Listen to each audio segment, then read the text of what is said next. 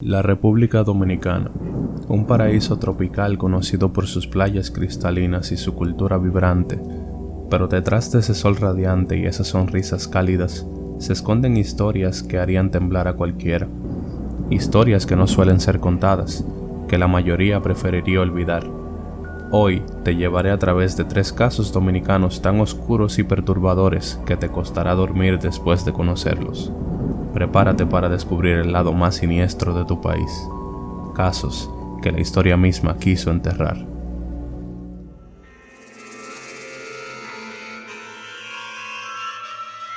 Imagina salir a dar un paseo, hacer algunas compras y terminar tu día. Algo que todos damos por hecho. Pero para David de los Santos, un joven de apenas 24 años, lo que comenzó como una tarde común se convirtió en una pesadilla. Era el 27 de abril de 2022, en Santo Domingo, cuando un simple altercado en un centro comercial desató una serie de eventos que ningún ser humano debería experimentar. David había ido al centro comercial Ágora Mall, un lugar que debería ser sinónimo de seguridad y rutina diaria. Pero esa tarde una discusión menor lo llevó a ser detenido por la policía. Lo que sucedió después es tan oscuro, tan cruel, que solo puede describirse como una tragedia. David fue trasladado al destacamento policial del Naco. Las paredes de esa comisaría han visto muchas cosas, pero lo que ocurrió esa noche es algo que ningún ser humano debería presenciar. Lo encerraron en una celda fría y oscura, un lugar donde el eco de los gritos queda atrapado, sin salida. Los oficiales afirmaron que David, en un supuesto arranque de locura, se había autolesionado, que había golpeado su propia cabeza contra las paredes. Pero las evidencias cuentan una historia muy distinta, una historia manchada de sangre y desesperación. Testigos, otros detenidos que estaban allí esa noche, escucharon lo que realmente sucedió. Él fue que le dio saco de trompazo, le dio mucha trompa por ahí atrás, por ahí. Los gritos, los golpes, los suplicios que emergían desde esa celda. Nadie intervino. Nadie se atrevió a detener la brutalidad que estaba ocurriendo en las sombras.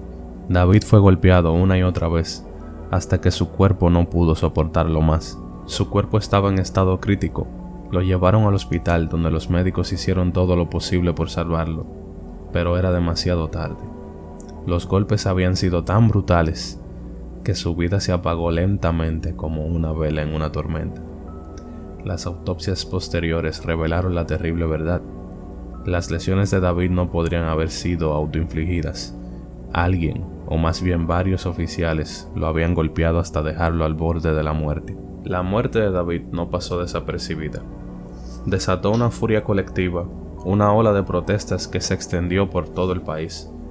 El caso de David de los Santos se convirtió en un símbolo, un grito de guerra contra la brutalidad policial, contra un sistema que permite que quienes deben protegernos se conviertan en verdugos.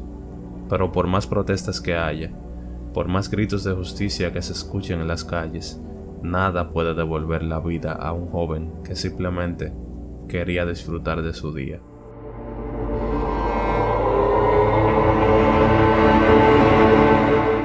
En el segundo caso nos adentramos en las sombrías calles de Santiago, donde un hombre llamado Fernando de los Santos, mejor conocido como La Soga, se convirtió en la encarnación del miedo y la violencia. Durante los años 90, Santiago era un hervidero de delincuencia y corrupción. En medio de este caos surgió la figura de La Soga, un policía que no se conformaba con seguir las reglas, sino que las escribía a su manera, con sangre. Fernando de los Santos se ganó su apodo, La Soga, porque para él la justicia era algo que se administraba sin juicio, sin piedad y sin segundas oportunidades. Su fama creció rápidamente cuando se le vinculó con la ejecución extrajudicial de más de 30 personas. Estos no eran delincuentes comunes, eran hombres y mujeres que, según él, merecían morir por sus crímenes, fueran culpables o no. La Soga operaba al margen de la ley y su nombre era suficiente para hacer temblar a los más endurecidos criminales. Pero no todo era tan claro como parecía. Para algunos era un héroe que limpiaba las calles, para otros un despiadado asesino que disfrutaba jugando a ser juez, jurado y verdugo. La situación se volvió insostenible. cuando se presentaron denuncias de desapariciones y asesinatos de personas inocentes, quienes aparentemente habían cruzado el camino de la soga por error.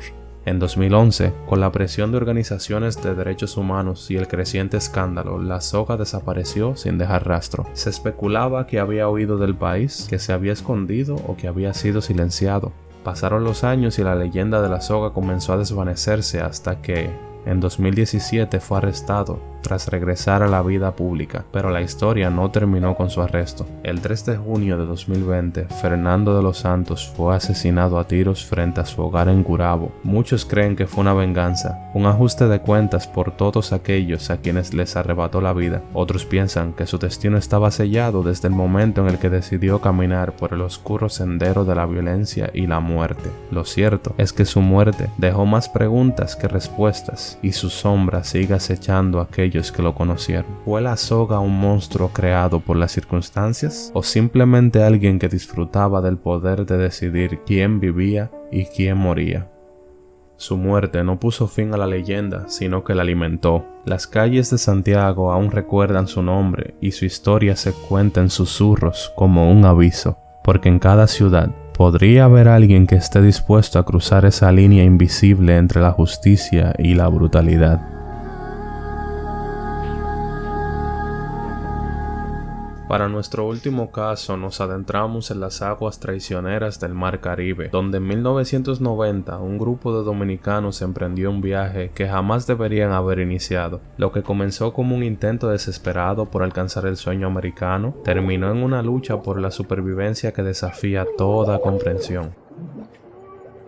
Un grupo de 30 personas zarpó desde la costa dominicana hacia Puerto Rico a bordo de una frágil yola con la esperanza de encontrar una vida mejor, pero la esperanza pronto se transformó en desesperación cuando el motor falló y quedaron a la deriva en medio del vasto océano. Días interminables pasaron mientras el hambre y la sed comenzaron a consumir sus cuerpos y sus mentes. En ese momento se enfrentaron a una decisión que ningún ser humano debería tener que tomar. Después de varios días sin comida ni agua, algunos de los náufragos comenzaron a sucumbir a la deshidratación y a la inanición. La desesperación se apoderó de los sobrevivientes. En ese momento se enfrentaron a una decisión impensable: comer la carne de aquellos que ya habían muerto para mantenerse con vida. Los relatos son tan perturbadores como devastadores. En medio de la desesperación, algunos de los náufragos recurrieron al canibalismo, una acción que desafía toda noción de humanidad, pero para ellos representaba la única forma de sobrevivir.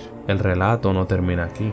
Entre los sobrevivientes se encontraba una madre lactante. Cuando la situación se volvió crítica, decidió compartir su propia leche con los hombres que aún seguían vivos, intentando darles una pequeña oportunidad de supervivencia. El instinto materno, que en cualquier otra circunstancia sería un símbolo de amor y protección, se convirtió en un acto desesperado para mantener la vida en las peores condiciones imaginables.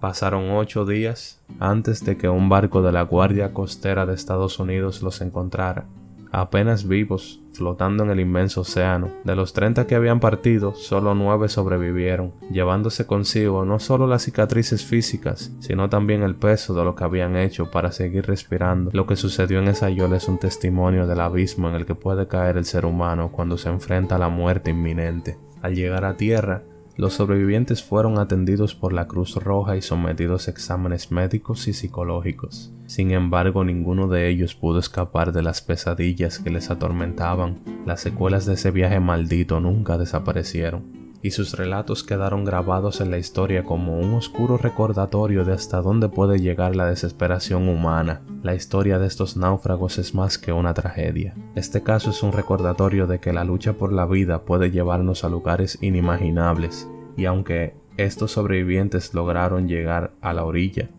nunca podrán escapar del oscuro océano de su propia memoria. Y recuerda, hay cosas en este mundo que prefieren permanecer en las sombras, pero una vez que las conoces es imposible volver a ver la luz del mismo modo. Nos vemos en el próximo video, si tú tienes cojones.